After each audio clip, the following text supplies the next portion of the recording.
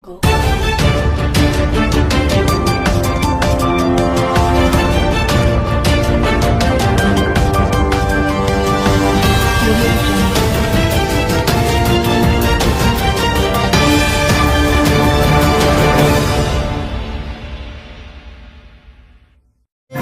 उसको मानो। वो लोग कहते हैं कि हमने जो कह दिया मान लो।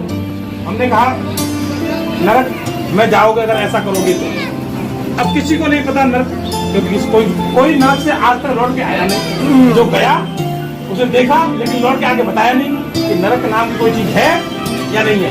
लेकिन भय के कारण हम मान रहे हैं। क्यों मान रहे हैं? अरे ऐसा मत करो, ये नहीं नरक में चले जाए, पता नहीं जाएंगे नहीं आएंगे, लेकिन तो भय है हमारे अंदर। बोलो वो भय को खत्म करो। उसने कहा भय को खत्म करो।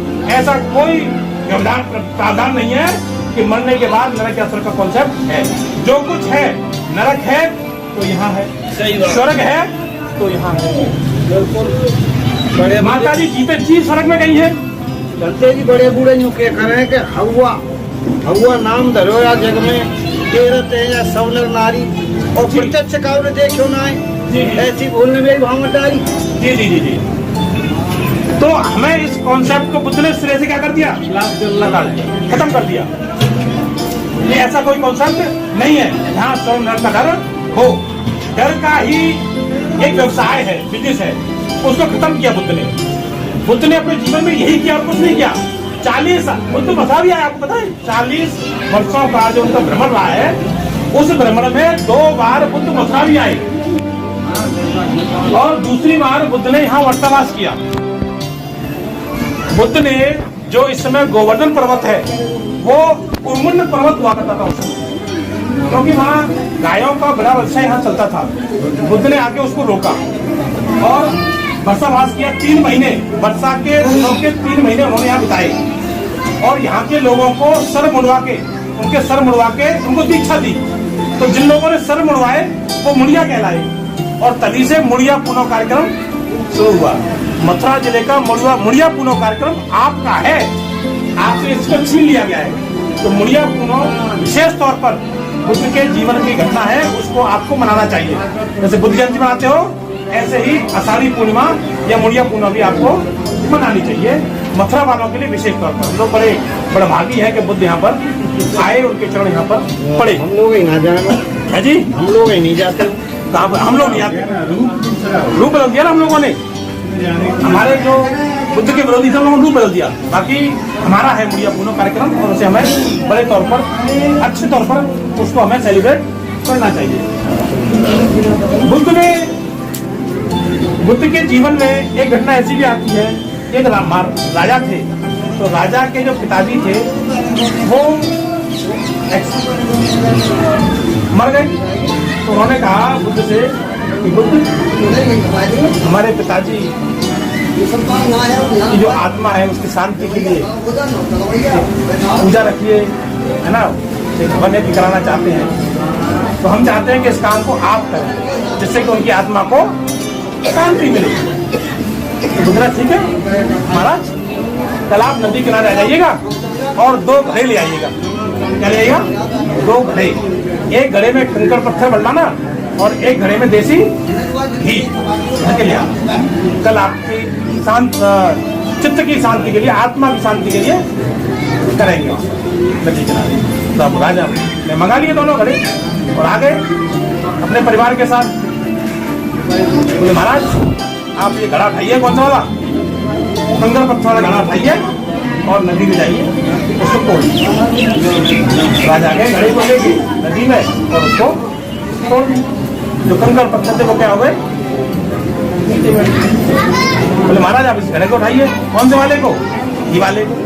इसको अब राजा बोले ये कैसी पूजा है, ये कैसा संस्कार है? पर फिर भी बुद्ध ने कहा है तो मानना तो पड़ेगा। बुद्ध ने सबसे ज्ञाता है। तो उन्होंने उसको क्या किया? तोड़ दिया। कंकड़ पत्थर नीचे बैठ गया और घी पानी के ऊपर चल गया। बोले राजन, किसी की आत्मा शांति वहां नहीं होती है जो कुछ होता है यहाँ होता है। कर्म ही आत्म शांति करते हैं। जिनके कर्म बुरे होते हैं वो इस तरह बैठ जाते हैं जैसे कंकड़ पत्थर बैठ गई, और जिनके कर्म बहुत अच्छे होते हैं वो पानी की तरह, घी की तरह ऊपर तैरते। तो पूजा पाठ से या हवन यज्ञ से किसी की आत्मा शांति नहीं होती है।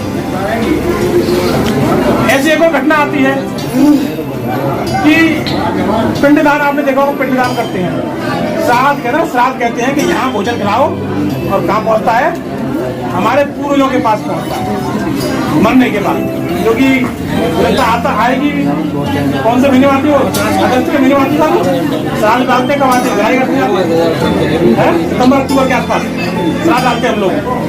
तो कौओं को भोजन खाते हैं उसमें ना, इसके लिए तुम्हारे कई महापुरुषों ने, या तो आप कबीर को ले लो, नानक को ले लो। कबीर ने कहा जिंदा बाप कोई ना पूजे, मरे बाप पुजवाए, और एक मुट्ठी चावल लेके कौआ को बाप बना। कबीर जी ने कहा, नानक जी के जीवन की घटना निकल के आती है।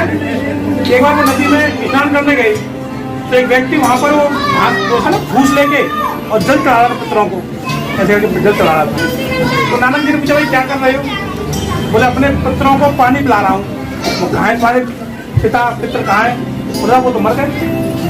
बोले अच्छा। तो वो भी नदी में गए और पानी को ऐसे मुट्ठी में लिया, फेंकने लग गए, ऐसे फेंकने लगे पानी को। बोले गुरुदेव आप क्या कर रहे हो? बोले अपने खेतों को पानी दे रहा हूँ। अमृतसर में पानी फेंक रहा है, खेत कहाँ है आपके? बोले पंजाब में। बोले अमृतसर से पानी दो, पंजाब में कैसे पहुंचेंगे? बोले जैसे तुम्हारे पितरों को तुम पानी पिला रहे हो, जैसे यहाँ से हमको पहुंच रहा है, पानी पहुंच रहा। तो ये सब क्या है? ये सब हमारे महापुरुषों ने हमें सिखाने का प्रयास किया है कि सब कुछ नहीं है। ये जो व्यवस्थाएं बनाई गई हैं, ये इन्होंने अपने लाभ के लिए बनाई है।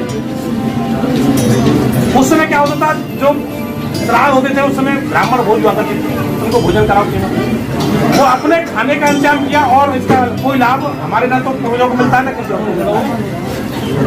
तो ये जो घटनाएं हैं, ये सब बुद्ध से ली गई घटनाएं हैं, बुद्ध से लिया गया ज्ञान है। हमें भी इन बुद्ध के ज्ञान को अपनाते हुए आज पहली बार इस परिवार ने ऐसा कार्यक्रम किया। हम इस परिवार के मंगल के लिए, इस परिवार के बच्चों के, बुजुर्गों के मंगल के लिए कार्यक्रम किया। आप लोगों ने ऐसा कार्यक्रम कराया, इसके लिए विशेष साधुवाद। आपने समय दिया और आप शांतिपूर्वक यहाँ बैठे, इसके लिए आपका विशेष साधुवाद। हम सभी बौद्धाचार्य आप लोगों की मंगल की कामना करते हुए, अब हम लोग सत्य सत्ता करते हुए इस कार्यक्रम को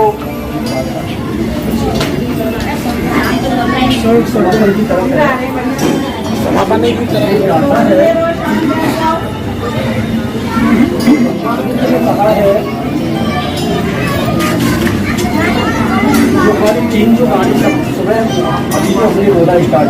इस वीडियो को लाइक करें, हमारे चैनल को सब्सक्राइब करें और बेल आइकन जरूर प्रेस करें हमारी न्यू वीडियो सबसे पहले देखने के लिए। सब्सक्राइब करने के बाद ना घंटी बजा देना, ताकि जब भी मैं कोई न्यू वीडियो अपलोड करूं तो तुम्हारे फोन की घंटी भी बजे। Welcome to our YouTube channel.